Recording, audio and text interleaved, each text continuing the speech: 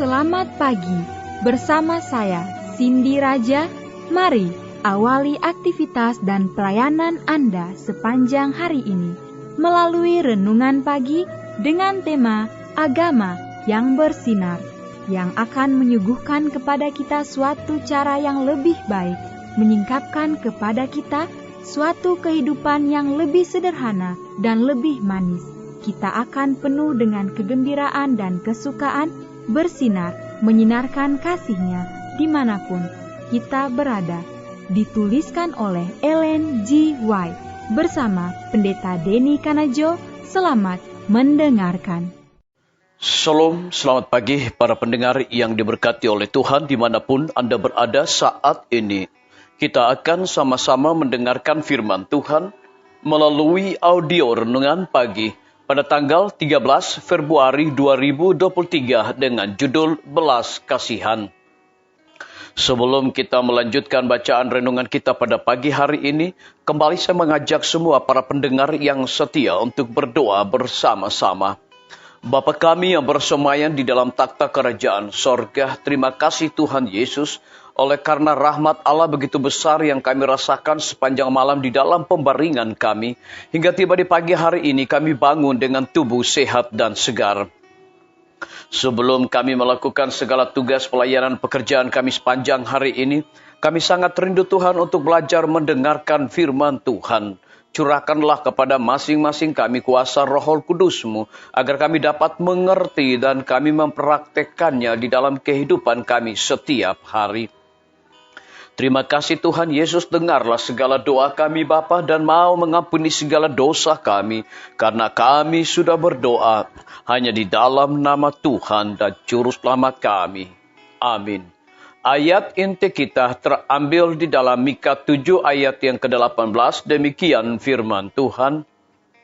Siapakah Allah seperti engkau yang mengampuni dosa dan yang memaafkan pelanggaran dari sisa-sisa miliknya sendiri, yang tidak bertahan dalam murkanya untuk seterusnya, melainkan berkenan kepada kasih setia.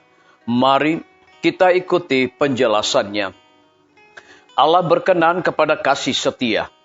Demi aku yang hidup, demikianlah firman Tuhan Allah, aku tidak berkenan kepada kematian orang fasik. Baginya pekerjaan membinasakan dan mengumumkan penghukuman adalah pekerjaan ajaib. Tetapi dalam kemurahan dan kasihlah, ia menyingkapkan tudung dari masa depan dan menyatakan akibat dosa kepada manusia. Disalin dari buku Alfa dan Omega, jilid 6 halaman 205. Firman Allah mengungkapkan karakternya.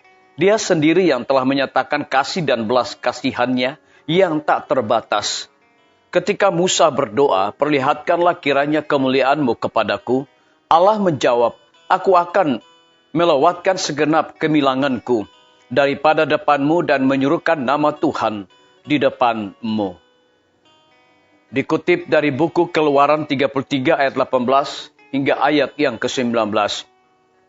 Itulah kemuliaannya. Tuhan berlalu di depan Musa dan menyatakan, Tuhan, Tuhan Allah, penyayang dan pengasih, panjang sabar, berlimpah kasihnya dan setianya, yang meneguhkan kasih setianya kepada beribu-ribu orang, yang mengampuni kesalahan, pelanggaran, dan dosa. Terdapat di dalam Keluaran 34 ayat 6 dan ayat yang ke-7. Dia pengasih penyayang yang panjang sabar dan berkenan kepada kasih setia. Terdapat di dalam Yunus 4 ayat yang kedua, Mika 7 ayat yang ke-18, dan dikutip dari buku Langkah kepada Kristus halaman 11. Biarlah bacaan renungan kita saat ini akan menjadi berkat bagi kita semua. Mari kita tunduk kepala dan kita berdoa. Bapa kami yang bersemayam di dalam takhta kerajaan sorga, terima kasih Tuhan Yesus, oleh karena kebenaran firman-Mu di pagi hari ini memberikan kekuatan berkat dan mengajarkan kepada kami untuk memiliki kasih di dalam hidup kami. Lebih daripada itu, memberikan sebuah penekanan. Allah berkenan kepada kasih setia demi aku yang hidup, demikianlah firman Tuhan Allah, aku tidak berkenan kepada kematian orang fasik. Terpujilah nama Tuhan.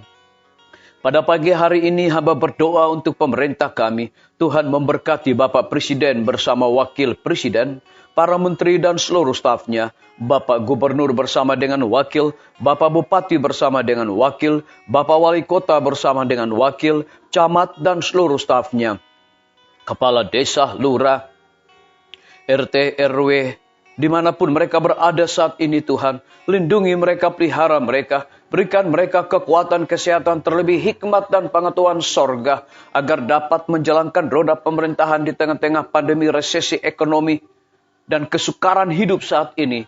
Biarlah semua boleh sesuai dengan amanat Tuhan dan mendatangkan kesejahteraan bagi bangsa dan negara kami. Kami juga berdoa bagi pimpinan-pimpinan organisasi gereja Tuhan dari tingkat yang tertinggi sampai kepada gembala jemaat.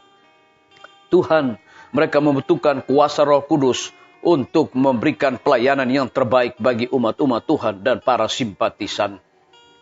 Kami juga berdoa untuk para tim medis. Tuhan berkati dokter, perawat, bidan, semua para pekerja kesehatan yang sedang melayani di setiap rumah sakit, puskesmas, pustu, hikmat dan sukacita sorga senantiasa Tuhan berikan bagi masing-masing mereka.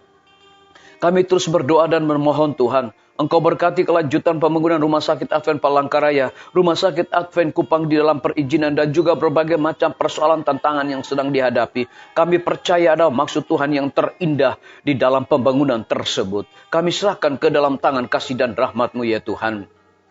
Kami juga berdoa bagi hamba-Mu Dr. Raymond yang Tuhan percayakan untuk memimpin Rumah Sakit Advent Palangkaraya. Hikmat dan sukacita sorga senantiasa Tuhan berikan bagi hamba-Mu ini.